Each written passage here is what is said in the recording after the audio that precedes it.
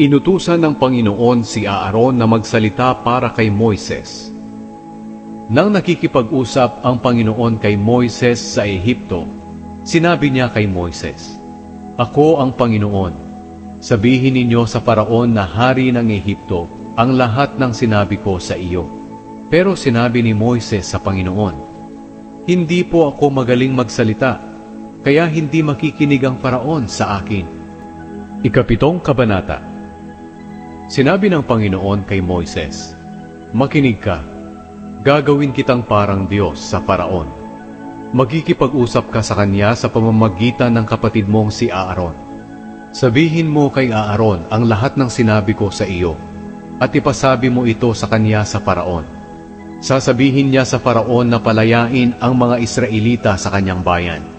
Pero patitigasin ko ang puso ng Paraon, at kahit na gumawa pa ako ng maraming himala at mga kamanghamanghang bagay sa Ehipto, hindi siya makikinig sa iyo. Pagkatapos parurusahan ko ng matindi ang Ehipto, at palalayain ko ang bawat lahi ng Israel na mga mamamayan ko. Kapag naparusahan ko na ang mga Ehipsyo, at napalabas na ang mga Israelita sa kanilang bansa, malalaman nilang ako ang Panginoon." Sinunod nila Moises at Aaron ang iniutos ng Panginoon sa kanila. Si Moises ay 80 taong gulang, at si Aaron ay 83 naman nang makipag-usap sila sa Paraon. Sinabi ng Panginoon kina Moises at Aaron, "Kapag sinabi ng Paraon na gumawa kayo ng himala, sabihin mo Moises kay Aaron, ihagis mo ang baston sa harap ng Paraon, at magiging ahas ito."